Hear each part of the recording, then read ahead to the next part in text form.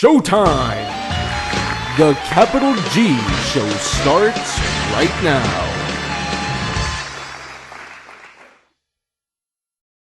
What's up YouTube, Capital G here.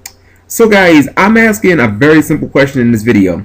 Is Vanity's Emptiness basically a staple now? Like, I don't know if I've ever made it public how I feel about this card, but I always thought that it was highly overrated. Like, don't get me wrong, I saw the benefit of the obvious lockdown, but I never thought that it was sustainable because of, you know, the blow itself up cause.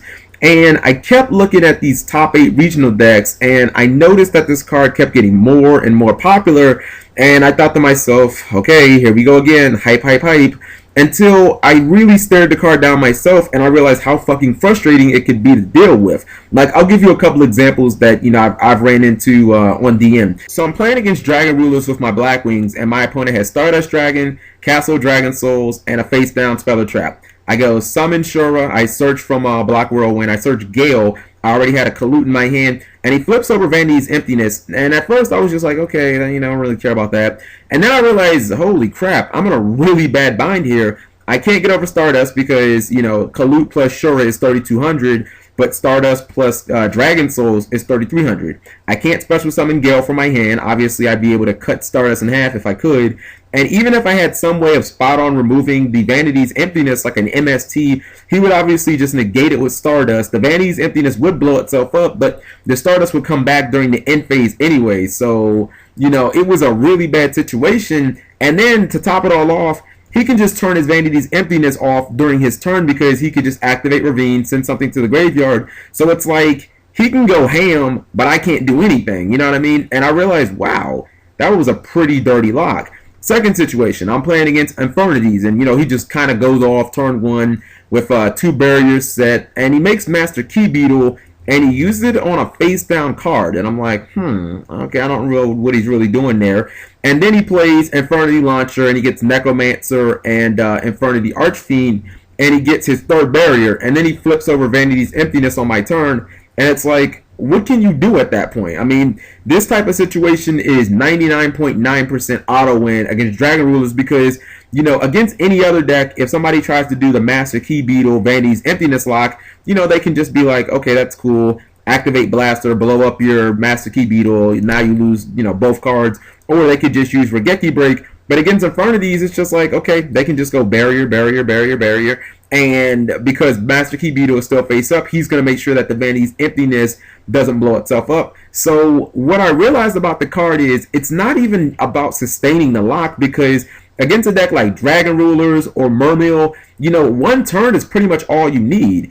If your opponent has a hand full of dead dragons, I mean, it's going to be incredibly easy to capitalize no matter what deck you're playing, especially if you're playing in the mid to late game when your opponent's life points aren't full. See, the thing about Dragons is it's a deck that can afford to take early direct shots because it knows that the longer the duel goes, the more in favor it is for them because your Dragons just tutor each other one by one and your opponent has to deal with them. At the same time, if you ever get to the point where you basically have nothing left in your deck to search, you can always activate something like Return from the Different Dimension. Not only do you get a chance to go for game right then and there, but even if your Dragons all go to the graveyard, you basically semi-start the cycle all over again. You know, Vanity's Emptiness is a card that threatens the way that the deck wants to play because in essence, it lets you beat them without using tons of conventional situational traps like Bottomless and Evac and Torrential. Like, Dragons want to force you into having the perfect answer for every single play. It's like, okay, well, you had that D-Prison? Well, I've got Scrap Dragon for that.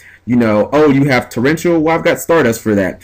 But, you know, a card like Vanity's Emptiness, it's like one blanket trap that answers everything that the deck wants to do, much like Iron Imperial Wall. And then from there, it's like, you can just shit on them with whatever deck you're playing. Another thing that I noticed about Vanity's Emptiness is it makes people waste removal on it just so that they can do their plays. You know, if you're playing in an offensively explosive deck, you know, a deck like Girgia Karakuri or Infernity, you can basically just spam the field and then flip it, and your opponent has to burn an MST or they have to burn Blaster on it. Otherwise, they just risk getting OTK'd. I mean, what are the chances of your opponent being able to normal something bigger than, you know, a 2,000 beater that you have on field? it's not very likely. So I've kind of like come full circle on the card after I play tested against it a lot, and I just realized with all the creative locks, you know, Constellar Pallades for the win. I don't know why I always mispronounce that card's name, but whatever. And with all the ways to turn the card off on your turn, obviously that favoring you because you can go ham and your opponent can go not ham. You know, cards like Trap Stun and Dragon's Ravine. You can pretty much see why it's not only great against the best deck of the format, Dragon Rulers, but it's good against any type of counter strike your opponent wants to do. You know, the second your opponent tries to summon a Dragon Ruler or an Abysstius or a Megalo, you just flip this over, or a Treeborn, and your opponent's just like SOL. So let me know what you guys think. I think that this card is basically almost at the staple level. Like, I think it's basically like near a card like Bottomless Trap Hole or something like that. Let me know what you guys think, and thank you for watching. Subscribing makes life happy.